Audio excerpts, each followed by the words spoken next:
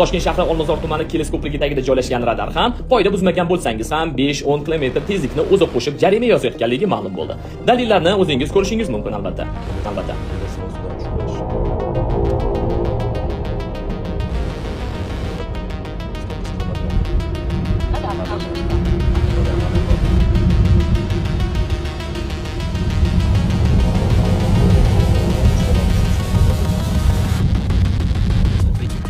Bu yo'l videodagi mana kilometr 60 mana trekker bilan ketaman. Yo'ldan Gentra chiqib keladi videodagi. Mana kilometrga qaranglar 58, 57, 60, 61. Mana Gentra, mana yo'lda trekker ketadi. Land Explorer 62. Mana radar. Mana 61, 62.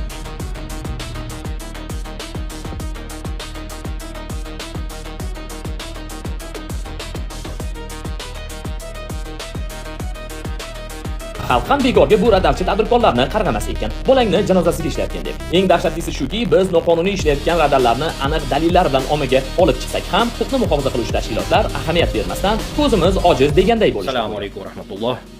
O'zbekiston xalqining dardi bo'lmish radarlar haqida bugungi mavzuyimiz va kimda kim pravasiz qolishni xohlamasa va pulini tejayman desa, albatta videoni ko'rib, tegishli xulosa qilib, qo'ldan kelgancha bu yerda aytiladigan fikrlarni qo'llab-quvvatlab, yo pastda Telegram guruhim bo'ladi. O'shanga o'tib, zapravkalarda aynan naqd pulini, aynan naqdsiz shaklda, ya'niki toplivniy kartalar bo'yicha prezidentga qilingan murojaatlar va aynan uni mening fikrim portaliga va prezident administratsiyasigacha va aynan men chiqayotgan tashabbus Oliy Majlis darajasida ko'rib chiqilsin deganlar barchalaringiz mana shu videoni ko'rib to'g'ri xulosa qilinglar. O'zbekistondagi barcha yechimlarni faqatgina jamoatchilik va davlat birgalikda yechim qila olamiz. Tezliklarni tekshirish va ularni nazorat qilishdan asl maqsad yo'lda tartibni saqlash bo'lishi kerak. Pul undirish bo'lmasligi kerak. Radarlarni yo'lga o'rnatishda tadbirkorlar bilan hamkorlik o'zini qanchalar oqladi degan masalada Ichki ishlar vazirligining fikrini bilmoqchi edik. So'ngda bu narsa o'z aksini topgan. Lekin yondashuv bizni to'g'risi mamnun qilmadi. Aytayaptiki, tadbirkorlar bilan hamkorlik natijasida falon miqdordagi mablag' byudjetga undirildi degan masala qo'yilyapti. Aslida bu ishga bunday yondashmaslik kerak deb o'ylaymiz. Chunki maqsadi pul undirish bo'lishi kerak emas. Ichki ishlar vazirligining maqsadi yo'l transport hodisalarini oldini olish, yo'lda tartibni saqlash bo'lishi kerak va tadbirkorlarga bu radarlarni o'rnatish uchun berilgan huquq bizning fikrimizcha o'zini oqlamadi. Chunki buni orqasidan juda ko'p haydovchilar e'tiroz bildirishyapti. Chunki tadbirkorning maqsadi daromad topish uchun bu uskunalardan foydalanish uchun haydovchilarni majburiy huquqbuzarlikka zo'rlash harakatlari sezilyapti. Tezliklarni tekshirish va ularni nazorat qilishdan asl maqsad yo'lda tartibni saqlash bo'lishi kerak. Pul undirish bo'lmasligi kerak. Transport hodisalarini oldini olish uchun radarlarni o'rnatish vakolati faqatgina Ichki ishlar vazirligida bo'lishi kerak. Bizning fikrimizcha tadbirkorlar bilan bu masaladagi hamkorlik o'zini oqlamagan. Mana shu videoda Alisher Qodirov aynan mana shu joyda to'g'ri gapiryapti. Ya'niki, hozirgi kunda ma'lum bir qo'shtirnoqchidagi tadbirkorlar o'zini cho'ntagini o'ylab, xalqni juda qiyin ahvolga solib qo'ydi.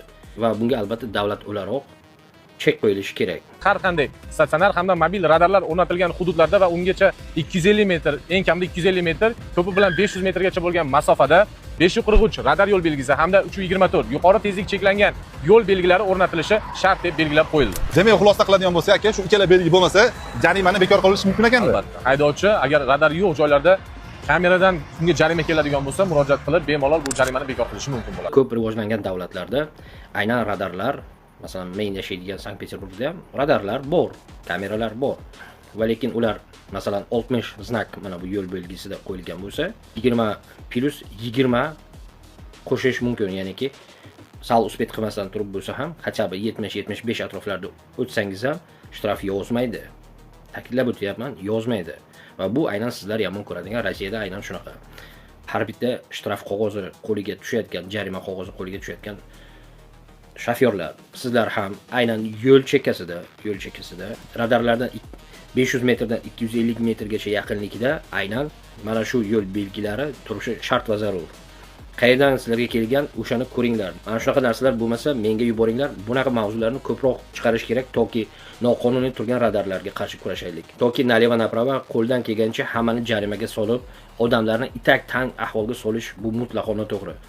Toshkent viloyati Angren shahridagi yuqori tezlik cheklanganini bildiruvchi 324 yo'l belgilaridan biri bo'yab o'zgartirib qo'yilgani ma'lum bo'ldi. Shuning uchun nafsini o'ylayotgan har bitta tadbirkor hozir mana shu xalqni qon qaqshatib, ba'zida sizlar bugungi bu dunyodagi bugungi bu dunyodagi vaqtinchalik foydani o'ylab oxiratlaringizni kuydiryapsizlar. Zo'r savol.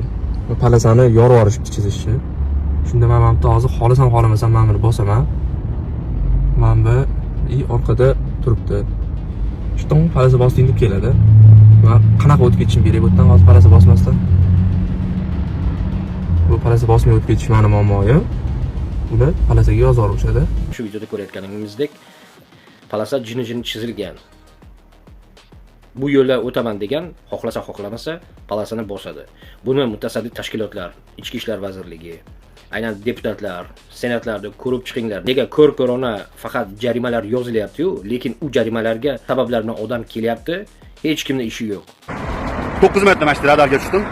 O'zi bu jarimalarni har oyda kelayotgan jarimalarni to'liq o'tib, bulardan bezor bo'lib, odam shu darajada charchagandan oyoq jonivorlar o'zi refleks bo'lib qolganda 60 dan osholmaydi, 60 dan sal olsa oyoq qaltiraydigan bo'lib qoldi, ochiq gap. Shunaqa holat ko'zi kelib bo'ldi o'zi. Lekin oxir marta atidan sinadim, 62 o'tdim, mashina 67 yozdi. Gayiga bordim. Gayiga tushuntirdim. 9 marta bu 10-marta mana. Shu yerdan 60 o'taman, 62 o'taman, lekin menga 68, 69, 67 shtraf kelyapti. Bu qo'shib yozyapti desam, qani isbot daliling bormi deyapti. Mana deb kameraga olganlarimni ham ko'rsatyapman. Radaring, antiradaring noto'g'ri ishlayotgan bo'lishi mumkin deydi. Hop qanaqa buni isbotlayman, qayerga boraman bu? Nizashda yeb yuraveramiz ham mana shunaqa oddiy xalqsam. Xohlasa yana chiq, sertifikati bor deb eshitsin, ko'rsatadi, isbotlab dalillab berishadi deyapti. Hop bu ham bo'lmasa-chi desam, sudga murojaat qilish mumkin deyapti. Sudga murojaat qilsang, sud ko'rib chiqadi, agar sud isbotlasa, seni aybdorligingni va bu radar to'g'ri ishlashini, sen 2 barobar, 3 barobar yana jarima to'laysan deyapti. Xullas, unaqasiga ham, bunaqasiga ham yetib tashishar ekan, ochiq gapda. Ko'rayotganimizdek, jarimalar odamlar 60 da o'tib, ularga 67, 70 o'tdi degan mana shu qabilidagi aldovlar ham bo'lyapti. Buni mana shu O'zbekiston fuqarosini qon qaqshatyapti. Bu yaxshimi? Albatta yo'q. Ularda xavfsizlik muhim. Buni men tan olaman. Lekin xavfsizlikni deb insonlarning hayotini biznesga aylantirib yuborish bu mutlaqo noto'g'ri narsa. Bu mutlaqo noto'g'ri narsa. Va bu bilan kelinglar, barcha shofyorlar birgalikda kurashaylik. Kimdaki mana shunaqa noqonuniy, aynan ta'kidlayapman, noqonuniy jarima qo'liga tushyapti. Mana shunaqalarni ko'proq chiqarish kerak. Va bu unaqa narsalarni to'xtatishimiz kerak. Toki mana shunaqa noqonuniy turgan har bitta radarlar olib tashlanishi kerak. Noqonuniy 60 da yurgan bo'lsangiz ham 70 urayotgan shtraflarni albatta ular tekshirib ko'rish kerak. Va barcha mana shu radarlardan tushayotgan pullari qachabi yo'llarni ta'mirida ham ta'minlab berish kerak. O'zbekiston federal trassalari va yo'llar ta'miri haqida alohida fikrlarim bor va bu borada albatta prezident va barcha vazirliklarga alohida yoziladigan videolar bor. Shuning uchun hammamiz to'g'ri tafakkur qilib, yo'llarda xavfsizlikni eslaringizdan chiqarmanglar. Iloji boricha yo'l qoidalariga ham e'tibor berish kerak. 61,5 jarima balli to'plandi do'stlar. Tasavvur qilyapsizlarmi, bu hozirdagi O'zbekistondagi eng yuqori ko'rsatkich, rekord hisoblanadi. Farg'ona viloyati Qo'shtepa tumanida yashovchi fuqaro o'zining Damas rusumli avtomashinasida joriy yilning aprel oyidan boshlab to hozirgi kunga qadar 119 marotaba qoidabuzarlik qilgan va foto va video qayd etish moslamalari orqali aniqlangan qoidabuzarliklar to'plagan jarima balli 61,5 ga yetgan. Ballar olayotgan odamlar juda ko'p. Iltimos hamma ogoh bo'laylik. Ta'kidlab o'tyapman. Sizlar nopok ishlar qilyapsizlar. Ya'niki o'zlaringizlar kamerani qo'yib peshixodga o'sha yerda bitta o'zlaringizni, odamlaringizni qo'yib padrab juda ko'p odamlarni qarg'ishiga qo'yapsizlar. Harom yo'l bilan topayotgan har bitta pullaringiz ertaga burunlaringizdan qiyomat kunida chiqadi. Ana shunaqa gaplar hamma o'zi tegishli xulosasini qilsin.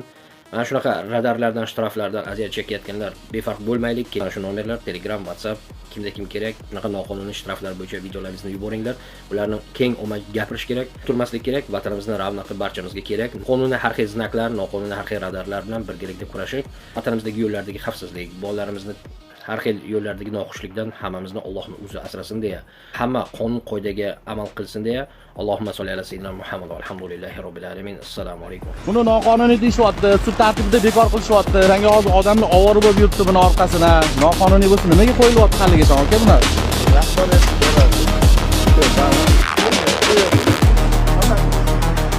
Hozir ko'rib qolib to'xtadik, qaranglar.